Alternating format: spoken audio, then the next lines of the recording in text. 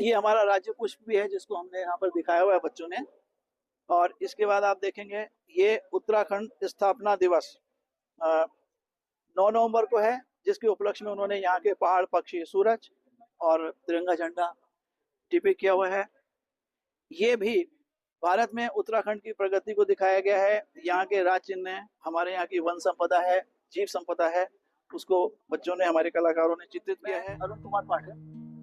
यूँ तो मैं एक कवि, लेखक और साहित्यकार हूँ, लेकिन यहाँ आप सबके सामने मैं अब आप हमें ये इन पेंटिंगों के बारे में आप बता दीजिए। शुरू से, यहाँ से शुरू करते हैं सर जी। ये जितनी भी पेंटिंग आप देख रहे हैं नीचे जी, ये जितनी भी नीचे पेंटिंग लगी हैं, ये जो हमने कल एक कार्यशाला आयोजित की थी, तो उस कार्यशाला के अंदर बनी हुई एक वो पेंटिंग है जो हमने नीचे लगा रखी है। और ऊपर जो पेंटिंग लगी है, ये वो पेंटिंग है जो एग्जीबिशन के लिए हमारे पास आई थी। तो इसमें हमारे यहाँ के बच्चों ने पार्टिसिपेट किया है। अच्छे आर्टिस्ट हैं, बड़े कलाकार हैं, युवा हैं, छोटे बच्चे भी हैं, ये सबके मिलके एफर्ट्स हैं। और दूसरा मैं आपको ये बताना चाहूँगा कि एग्जीबिशन के लिए, प्रदर्शनी के लिए हमने कोई विषय, कोई थीम नहीं दी थी, लेकिन जो हमारा उत्तराखंड का 25वां रजत जयंती महोत्सव मनाया जा रहा है, उसको लेकर के हमने कार्यशाला के लिए एक विषय दिया था, उत्तराखंड एट 25।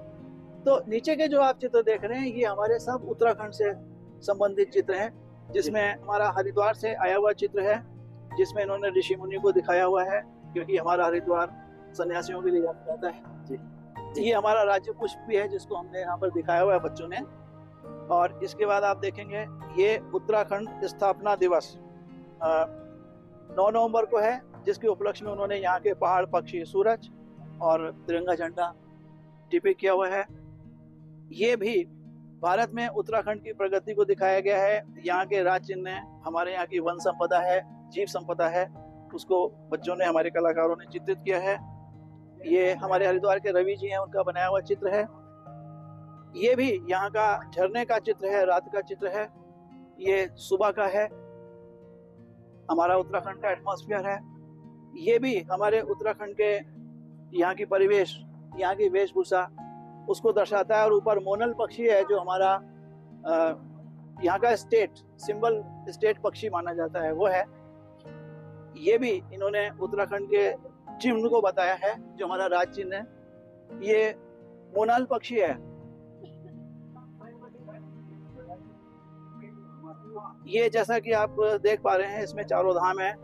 और नीचे जो हमारी टनल बनी है, यानी जो रेल हमारा प्रोजेक्ट बन रहा है, उस प्रोजेक्ट को दिखाने का इन्होंने कोशिश किया है। अरविंद गहलोरा जी का चित्र है।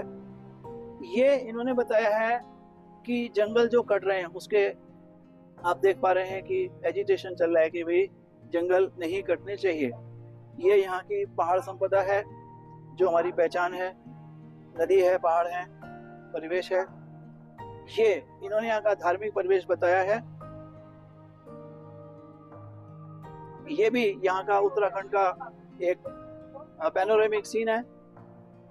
ये हमारी यात्रा दर्शाई गई है इसमें, कि किस तरह से लोग अपनी अपनी डोलियां लेकर के जाते हैं। ये डोलियां हैं जो देव डोलियां हैं। ये यहाँ का पक्षी है जिसको, जानवर है, यॉक जिसको बोलते हैं। इसी प्रकार से ये भी ऋषि मुनि है, वन संपदा है। ये यहाँ का पहनावा दिखाया गया है, परिवेश दिखाया गया है, मोनल पक्षी भी है।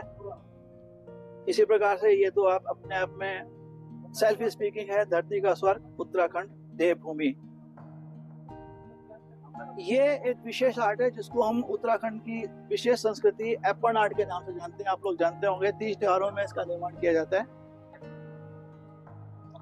इस चित्र में भी आप देख पा रहे हैं माँ गंगा का चित्र है, गंगोत्री दिखाने की कोशिश की गई है।